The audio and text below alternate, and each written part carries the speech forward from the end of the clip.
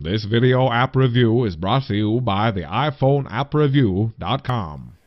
What's up, everybody? This is Luke Patrick with the iPhoneAppReview.com. Today we're sort of foregoing our usual darkroom style iPhone app review to instead bring you a look at an app that kind of needs sunlight to work.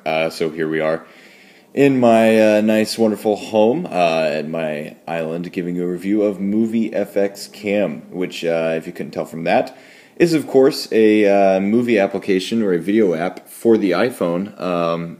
And we'll show you more of just how this works in just a second. Of course, it does come with the camera flipping if you'd like. I'm going to remain over here, just kind of showing you my nice little place. It will also, of course, do camera mode if you would prefer to simply take snapshots. You could do that. We find it typically works a little bit better in the video mode, and besides, it's kind of the point anyway.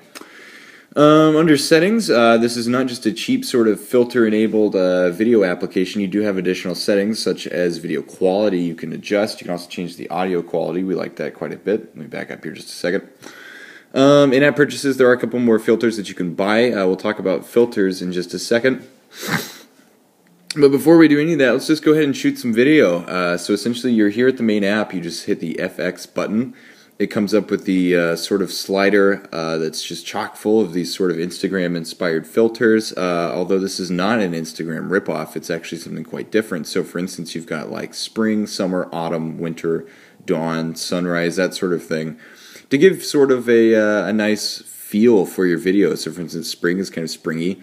Summer is very summery. Autumn, same thing there, and then winter. So essentially, it really, in our experience with all of these different filters, there's always a good application for these. It may take a while for you to find it. You may never use certain ones for a long time, like Matrix, however you're going to use that. But occasionally you will find a need for it, and it's nice to actually have it on hand, which is something that we weren't really expecting, simply because apps like Instagram, you tend to use about the same filters over and over, same 2 or 3 or 4 or 5. We especially like Noir. Darkroom even looks good. Surreal is fine. One of our favorite ones, actually Surreal was really cool. That was one of our favorites. Black and white is great too if you want to do a sort of black and white. It's even got grain, filter grain going on there. But one of our favorites was actually Cartoon. We just thought it looked cool. It gives it a very, very sort of poppy kind of feel, which we liked. And here are the, let me go somewhere else so that it will work a little bit better. Here are the 4 pay different filters, and it just keeps going and going and going. But you have a bunch of different options. So, for instance, if you wanted to, you could do Tron, give it a nice Tron look. You could give it a ghost look, Twilight, etc. Ooh, 300. I didn't see that one. Ooh, high contrast. Anyway, so there's that. When you've found one that you like, you can do a red focus, for instance, which give it that sort of Smallville look, which is not something I'm going to do right now. Let's shoot some surreal video. Whoop. Very simple. Tap the button. It goes. It's recording everything. It gives you a by frame, which is nice up at the top for if you're into video and whatnot. That's really nice to have. Shoot some video of my kitchen. All right, and then we're done. We hit the button. We stop it dead in its tracks, and there you go. Please stop. Please stop. Eventually, I will get it to stop. Okay, there we go. Anyway, so that's it. And now you can go back and view the rest of these if you would like. You can save it. You are going to have to hit save to save it to your photo gallery, but then it will just be there. Photos, videos, of course, it will go in between the two, and then they are there for your viewing at any point in time. So there's something that I shot earlier. I actually did have sound that went with it. I was listening to some Ryan Adams at the time. So to give an example of how that might look sort of cool once it's all said and done. But that is essentially how this works.